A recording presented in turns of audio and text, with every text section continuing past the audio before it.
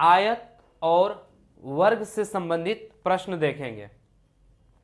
पहले हम देखते हैं कि आयत और वर्ग क्या होता है। तो आयत एक चतुर्भुज होता है जिसमें 4 भुजाएं हैं, ए से बी से सी और सी से डी और डी से ए। और आयत की विशेषताएं होती है कि आमने सामने वाले भुजाएं समांतर और पैरेलल होता है, समांतर और बराबर होता है। समांतर का मतलब हुआ कि हर जगह दोनों के बीच की दूरी बराबर होगी। तो AD की दूरी और BC की लंबाई बराबर होगी और AB की लंबाई DC की लंबाई आपस में बराबर होगी। तो आयत में सबसे पहला पॉइंट हम लोग ये देखें कि आमने सामने की लंबाई बराबर होती है। तो AB की लंबाई बराबर होगी DC के बराबर।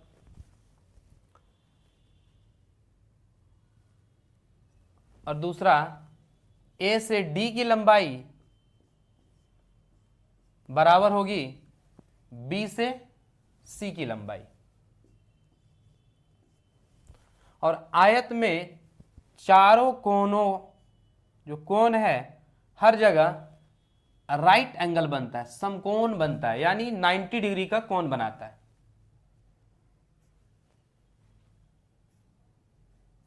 नाइन्टी डिग्री का कोण बनता है। तो इस तरह से सारा कोण, दूसरा पॉइंट कि आयत के सारा कोण, कोण ए, कोण बी, कोण सी और कोण डी सारा 90 डिग्री के बराबर होता है। तीसरा बात कि आयत का डायगोनल यानी ए से सी की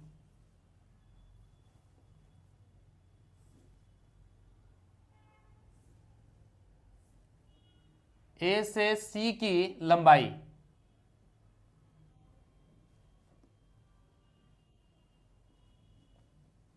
ए से सी की लंबाई और बी से डी की लंबाई बराबर होगी। ए से सी की लंबाई और बी से डी की लंबाई को विकर्ण बोलते हैं। तो तीसरा पॉइंट कि ए से सी की लंबाई और बी से डी की लंबाई को विकर्ण बोलते हैं। अब देखिए, अगर ए बी की लंबाई को L मान लें, लंबाई को L मीटर या L सेंटीमीटर मान लें, और चौड़ाई BC को B मान लें,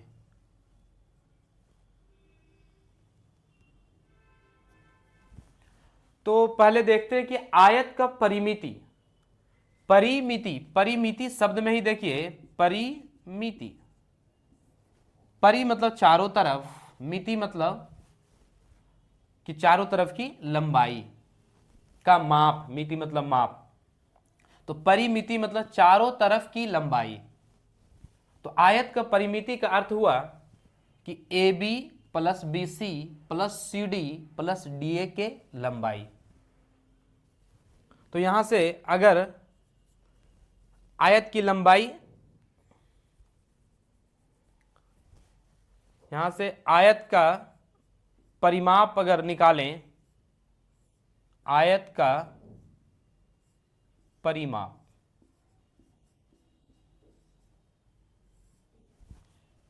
तो देखिए परिमाप हो जाएगा ए से बी की लंबाई, ए से बी,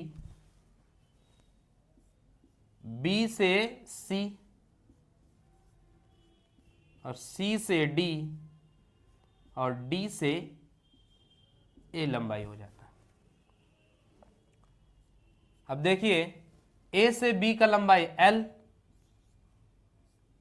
बी से सी की लंबाई B और C का D। और देखिए AB और CD का वैल्यू बराबर होगा।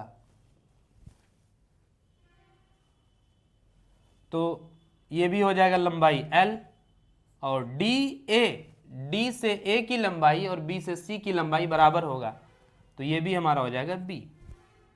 तो इस तरह से हम देख रहे हैं कि l b l b, तो l l 2l plus 2b plus 2b,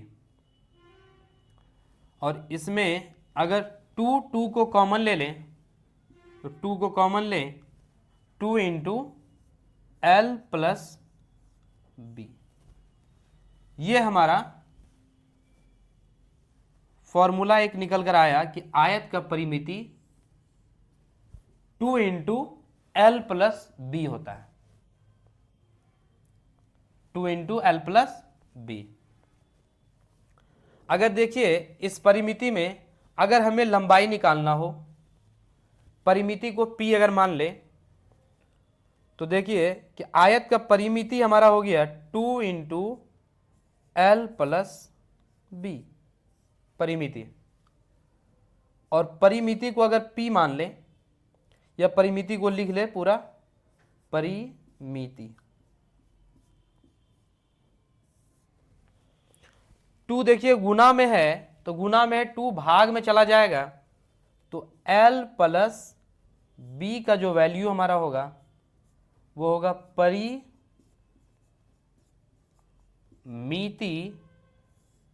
बटे 2, परिमिति बटे 2। तो इस तरह से अगर हमें लंबाई निकालना हो तो परिमिति के आधा में चौड़ाई को घटा दें, और अगर चौड़ाई निकालना हो तो लंबाई को घटा देंगे। तो इस तरह से लंबाई अगर निकालना हो तो परिमिति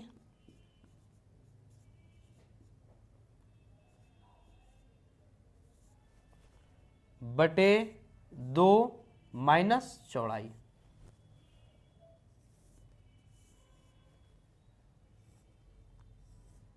ये हमारा डायरेक्ट फॉर्मूला हो गया कि अगर आयत का परिमिति दिया हो और हमें लंबाई निकालना हो तो परिमिति को डिवाइड कीजिए 2 से और उसमें चौड़ाई को घटा दीजिए।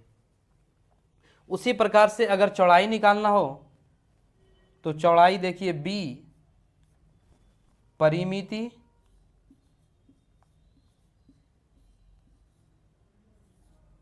बाई 2 और लंबाई माइनस में हो जाएगा।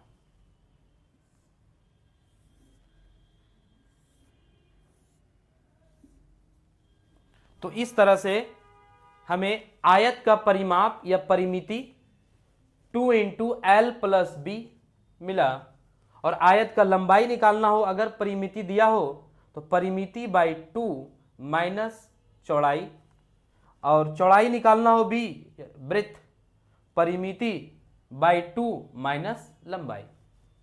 तो इस तरह से हमें आयत का परिमिति, लंबाई, चौड़ाई प्राप्त हुआ। अब देखते हैं आयत का क्षेत्रफल।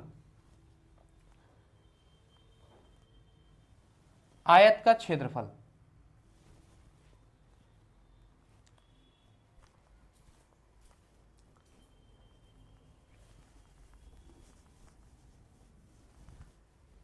देखिए, आयत का क्षेत्रफल, आयत का क्षेत्रफल, तो आयत का क्षेत्रफल लंबाई को चौड़ाई से जब गुना करते हैं तो हमें क्षेत्रफल प्राप्त होता है। तो आयत का क्षेत्रफल लंबाई गुना चौड़ाई, एल गुने बी, एल यानी लंबाई लेंथ और बी यानी चौड़ाई ब्रीथ। तो इस तरह से अगर हमें लंबाई निकालना हो तो लंबाई हमारा हो जाएगा आयत का क्षेत्रफल में चौड़ाई गुने में, तो चौड़ाई भाग में आ जाएगा। तो आयत का, या सिर्फ क्षेत्रफल लिख देते हैं, क्षेत्रफल बाय चौड़ाई। अगर क्षेत्रफल में चौड़ाई से डिवाइड कर देंगे तो लंबाई प्राप्त हो जाएगा। इसी तरह से अगर चौड़ाई निकालना हो तो क्षेत्रफल में लंबाई से डिवाइड करेंगे तो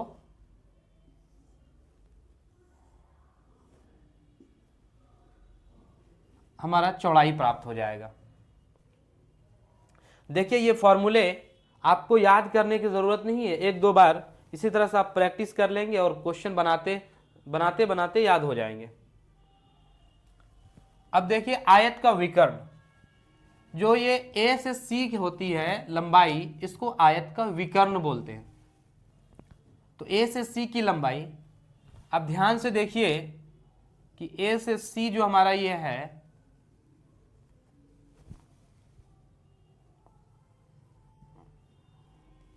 इसको हाईलाइट कर रहे हैं कि ए बी सी एक त्रिभुज बन रहा है और ये एक समकोण त्रिभुज बन रहा है, क्योंकि त्रिभुज में एक कोण है 90 डिग्री। तो ए बी सी एक समकोण त्रिभुज है और समकोण त्रिभुज में हम लोग पाइथागोरस थ्योरम लगा सकते हैं। और पाइथागोरस थ्योरम का मतलब ये होता है कि अगर एक समकोण त्रिभुज हो तो उस समकोण त्रिभुज के सामने वाला यानी कर्ण जो होगा, ये लंबाई जो होगा, इसका स्क्वायर और इसका स्क्वायर के जोड़ के बराबर होगा।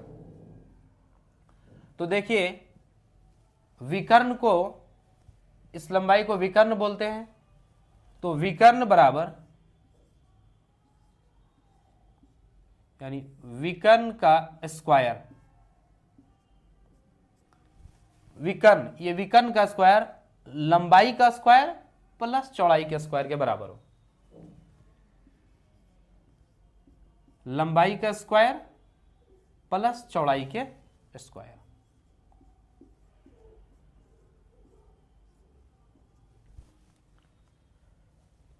तो देखिए अगर इस स्क्वायर को हटाएंगे तो विकर्ण बराबर अंडर रूट में चला जाएगा। ये अंडर रूट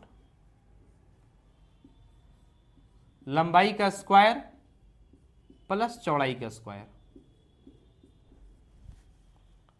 या इसको ऐसे भी लिख सकते हैं कि विकर्ण को इंग्लिश में डायगोनल कहते हैं। तो विकर्ण को अगर डी लें तो अंडर रूट, और लंबाई को लेंथ यानी एल और चौड़ाई को ब्रीथ यानी बी। तो D is equal to under root L square plus B square. ये हमारा विकर्ण हो गया। तो आयत से संबंधित इतने ही फॉर्मूले हैं। मेन रूप से आप परिमिति याद रखें, दूसरा मेन रूप से क्षेत्रफल याद रखें, और तीसरा विकर्ण याद रखें, क्योंकि क्षेत्रफल से ही फॉर्मूले से ये बना है एल क्षेत्रफल बाई चौड़ाई, और चौड़ाई निकालने के लिए क्षेत्रफल बाई लंबाई, और विकर्ण से ही बना है लंबाई बराबर परिमिति बाई 2 माइनस बी और बी बराबर परिमिति बाई 2 माइनस एल।